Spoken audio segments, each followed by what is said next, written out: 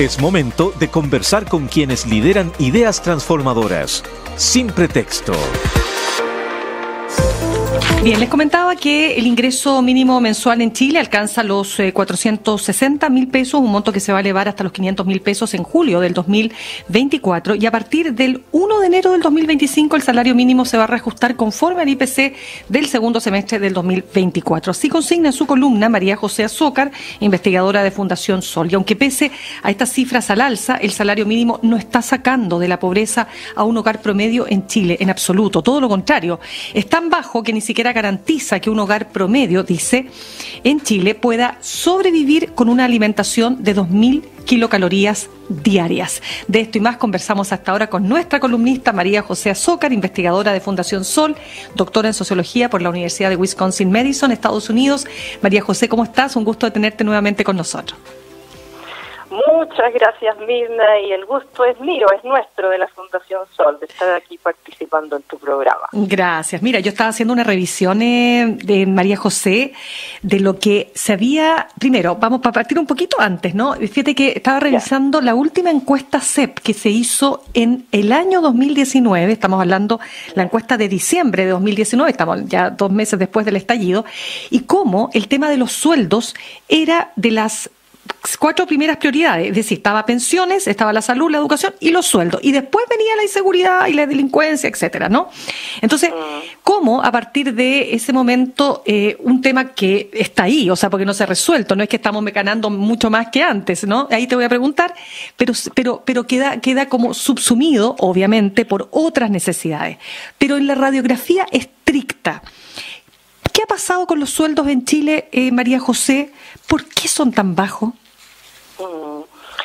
Sí, pues, preguntas urgentes e importantes de hacer, ¿no, Mirna? Y a propósito de una columna que tú ahí leías que escribí hace unos días, la urgencia por mejorar los sueldos está al mismo nivel que la urgencia respecto a la crisis climática, como para no hablar también de la coyuntura de hoy. Tenemos los incendios a la vista, en nuestros ojos, y hay una crisis profunda de salarios muy, muy bajos en nuestro país. Y bueno, y son distintos los motivos, pero todos esos motivos al final confluyen a una cuestión que es estructural del modelo que impera en nuestro país, y que es un modelo económico orientado al lucro, en donde tú tienes una concentración de poder tan alta que finalmente tienes mucha concentración de decisiones de pocas personas, que esas pocas personas al final terminan decidiendo que, bueno, es mejor tener ganancias durante la pandemia en vez de mejorar sueldos, ¿no? Es mejor torpedear cualquier esfuerzo porque sindicatos puedan mejorar, ¿no?, sus salarios a través de negociaciones colectivas. Y así hay un efecto dominó cuando tú tienes el poder tan concentrado, y entonces tienes las decisiones concentradas en un grupo de personas. María José, vamos a entrar de lleno, por supuesto, en las características, o más bien las razones que explican esto. Vamos a ahondar, quiero decir, pero solamente para dar datos a nuestros auditores, ¿no?, que es importante, datos frescos, ¿no?, que se desprenden de la última encuesta suplementaria de ingresos 2022 que publicó el Instituto Nacional de Estadísticas ahora en agosto. La mitad de las trabajadoras y los trabajadores en Chile gana 502.000 pesos. Eso significa que el 50% gana eso o menos. O sea, la mitad. Oye, otro dato que veía acá, bueno, el promedio son 757.000, un poquito más, promedio, que ya sabemos que los promedios esconden precisamente los extremos. La variación. Exactamente. Y lo otro, fíjate, que el 2,4% apenas gana sobre 3 millones. Y ustedes en Fundación Sol cifran en 19% las personas que ganan más de 1 millón de pesos. Entonces, la inmensa mayoría vive con muy poco. Vive con muy poco, y la inmensa mayoría, el 80%, gasta más de lo que recibe, ¿no?, del ingreso que recibe. Entonces, la única alternativa que tienen la mayoría de los hogares en nuestro país es endeudarse, ¿no? El más del 70% de los hogares en Chile están endeudados. Casi 5 millones de personas están en una situación de deuda morosa.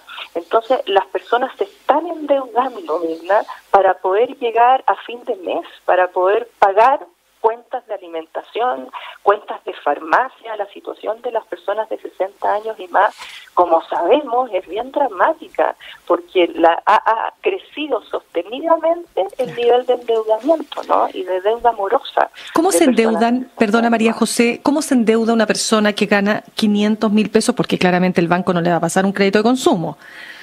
Claro, pero tú tienes varias opciones para endeudarte, pues, ¿no? Tienes distintos tipos de tarjeta que te da desde, no sé, por un supermercado hasta, en fin, o sea, el acceso masivo al crédito en nuestro país empezó hace un buen rato atrás. Y eso le ha permitido entonces a los hogares, como te decía antes, poder financiar cuestiones que son básicas, ¿no? Que tienen que ver con la alimentación. Ahí tú al principio, Mirna, hacías referencia a esas 2.000 kilocalorías, ¿no? Y esto es bien importante porque cuando pensamos en la pobreza, en cómo se mide la pobreza, claro, la forma como se mide la pobreza es en función de una canasta de consumo. Y entre otras cosas, en esa canasta de consumo se define que una persona no está en situación de pobreza cuando puede no alimentarse con algo así como 2.000 kilocalorías diarias, ¿no? Y puede además financiar otras cuestiones básicas como vivir, pagar el arriendo, en fin. Y esa línea de la pobreza, ese umbral, se fija en función del 20% de menores ingresos en nuestro país. Entonces es un umbral bastante bajo. Entonces cuando consideramos ese elemento y lo cruzamos con el dato de que un hogar promedio en nuestro país está constituido por 3 personas, entonces concluimos que un hogar promedio en nuestro país no está cubriendo ese mínimo umbral de pobreza, ¿no? Claro. Entonces, como tú misma decías, Mirna, la situación es bien dramática. Esta es un problema que se viene arrastrando hace décadas, y lo que han hecho las familias, como hablábamos antes, es endeudarse, o bien lo que ha hecho también el Estado para contener esta profunda crisis es realizar transferencias, ¿no? Bonos y subsidios directos a los hogares, que es una forma aquí de poder contener, ¿no?, la crisis y no tener movilizaciones en las calles. María José, fíjate que el economista de la Universidad Católica, antes que eso, estamos hablando con María José, acá estoy, Azócar, exactamente, investigadora de Fundación Sol, doctora en Sociología por la Universidad de Wisconsin-Madison, Estados Unidos.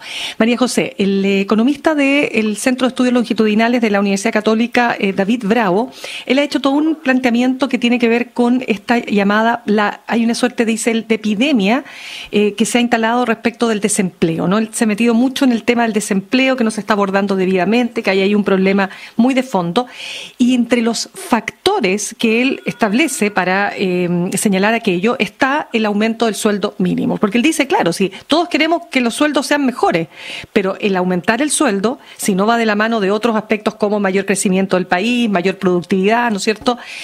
Al final se termina, el aumento del sueldo mínimo termina generando más cesantes, en otras palabras. ¿Cómo ves tú esa argumentación? Sí, hay 2 cuestiones que me gustaría decir ahí. Ya. Primero, el problema urgente, si se quiere, quizás no pasa tanto por el desempleo, sino que pasa por el empleo. O sea, estamos teniendo empleos de muy bajo salario, punto 1, como tú muy bien ya explicaste, y empleos de muy baja calidad. O sea, la mayoría de los empleos recuperados después de la pandemia son empleos informales, empleos endebles, que no te aseguran cuestiones básicas, ¿no?, de derechos humanos, como el tener, no sé, el pago de previsión, el derecho a vacaciones. Entonces, yo te diría que hay una situación crítica respecto al desempleo y respecto al empleo. Y aquí es bien curioso que la persona que tú citas no se refiere a eso, porque esto ha sido un problema también estructural del mundo del trabajo en Chile, con empleos que están muy lejos de ser empleos de calidad. Eso me gustaría decir por una parte. Ya. Y por otra parte, me gustaría decir de que el salario mínimo es una política re importante. como se dice en economía, el salario mínimo tiene un efecto faro en la economía. Eso quiere decir que ilumina la ruta para que el resto de los salarios se incrementen, ¿no? Entonces el salario mínimo no solo tiene que ver con un grupo de personas, ¿no?, que componen una minoría en el país, sino que el salario mínimo es una política pública que nos importa a todas las personas que recibimos finalmente un salario, ¿no? Entonces, y sobre eso, ya yo creo que hay una evidencia profundamente amplia respecto a este curioso cruce que hace la persona que tú citas respecto al incremento del salario mínimo y las posibilidades, ¿no?, de tener más desempleo. Esas cuestiones están estudiadas desde hace mucho tiempo y son generalmente como alarmas que se plantean desde personas que no quieren avanzar finalmente en los derechos de la clase trabajadora, porque aquí no hay que olvidarse que la pobreza, los salarios mínimos, hay que situarlos en una relación social. O sea, aquí se tienen salarios bajos porque tenemos a un grupo de personas que tienen muchas ganancias, que tienen ingresos muy altos. Para darte una referencia, tú decías, Mirna, que la mitad de las personas ocupadas en nuestro país, ¿no es cierto?, recibe un salario igual o menor a 502.000 pesos. El ingreso mensual promedio de las personas que pertenecen al 0,01% de más ingresos en nuestro país es de 850 millones de pesos. Esta es una cifra mensual, que se obtuvo mensual por persona. O sea, esos 850 millones de pesos hay que multiplicarlo por 3 para tener, ¿no?, el ingreso de un hogar promedio, si consideramos que un hogar promedio está constituido por 3 personas. Y eso a su vez multiplícalo por 12 para tener la cifra por un año. ¿Y esa cifra de dónde salió? Perdona, María José, ¿de dónde salió esa cifra? Esa cifra, esos 850 millones de pesos de ingreso mensual del 0,01% de mayores ingresos, salió de un informe del Ministerio de Hacienda del año 2022 a propósito de todos los estudios que realizaron en el marco de la reforma tributaria. Entonces aquí le pidieron a un grupo de personas, un par de personas, analizar los ingresos que se declaran a través del Servicio de Impuestos Internos. Entonces esta cifra de estos 850 millones en realidad está subestimada porque tampoco considera, no sé, el arte que tú puedas tener, ¿no?, o lo que no declara, lo que está en paraísos fiscales. Es solamente a partir de información declarada. Entonces, cuando uno pone en perspectiva esos 502.000 pesos, ¿no?, versus esos 850 millones de pesos, a ti te ayuda a entender la desigualdad, cómo funciona, ¿no? Y cómo aquí tú tienes a un grupo de personas que son muy ricas en el país, que están en la revista Forbes, ¿no?, que pertenecen a familias que han protegido su riqueza de manera intergeneracional. Bueno, esto te permite entender esa desigualdad, ¿no?, y la magnitud. María José, pero ¿qué opinas tú también de otros factores que se atribuyen, o sea, que lo atribuyen economistas, no solo David Bravos? Este es un tema que en general se escucha entre los economistas o en cierto tipo de economistas, como tú quieras, pero el tema, por ejemplo, de la baja productividad, de que tenemos menos escolaridad en relación a los países, por supuesto, desarrollados, que hay un tema de crecimiento económico también, bueno, que hablar de la automatización. ¿Cuánto influyen esos factores también? María José.